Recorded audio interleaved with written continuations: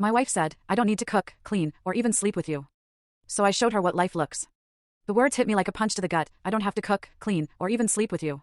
Just like that, our 7-year marriage crumbled in our living room, with her best friend Jessica sitting there, grinning, on my couch, eating takeout I'd paid for. My name's David, I'm 32, and what I'm about to tell you is how a marriage collapses in slow motion, while you're too busy being a good husband to even notice. This wasn't some dramatic affair or a single, explosive betrayal. This was far more insidious. It was about how someone you built a life with can slowly, deliberately, stop being your partner, even as you're still showing up every single day, doing all the work. It started so gradually I didn't see it coming. Like watching paint dry, or a plant die from neglect, except the plant was our relationship, and I was the only one watering it.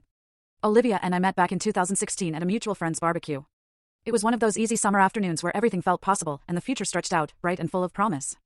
She was funny, spontaneous, always up for an adventure. For the first few years, we were solid. We adopted Max, a goofy golden retriever who became our kid before we ever talked about having actual kids. We'd take road trips, try new restaurants, stay up late talking about her dreams. I genuinely felt like we were building something meaningful together. I worked in IT consulting, she was in marketing. We both contributed to our home, just in different ways. I handled most of the cooking because I genuinely enjoyed it. She'd do the grocery shopping and meal planning. I took care of home repairs and car maintenance. She'd manage our social calendar, keeping us connected with friends and family. It felt balanced. It felt like teamwork. It felt like a true partnership where both of us were invested in making life work. But somewhere around year 5, things started shifting in ways I couldn't quite put my finger on. Olivia stopped asking about my day.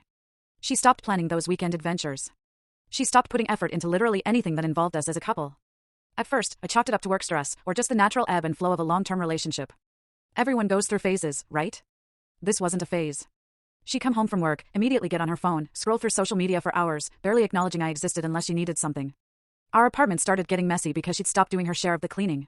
Max started getting walked less frequently because she couldn't be bothered. Our intimate life went from regular and connected to practically non-existent. I tried talking to her about it multiple times. I asked if something was wrong, if there was anything I could do to help, if she was unhappy or depressed. She brushed me off with vague responses about being tired or stressed or needing space. Then Jessica entered the picture, and everything got exponentially worse. Jessica was Olivia's coworker turned best friend, a recently divorced woman in her early 30s who had a lot of opinions about relationships, and none of them were good. I'm not saying Jessica was the sole cause of our marriage falling apart, but she was definitely the accelerant on a fire that was already smoldering. Suddenly, Olivia was parroting phrases about emotional labor and mental load, and how women don't owe their husbands anything. Look, I'm all for women having autonomy and not being treated like housekeepers. But the way Jessica framed everything was so toxic, so one-sided, it was insane. Every conversation became about how men are incompetent, how husbands should be grateful their wives tolerate them.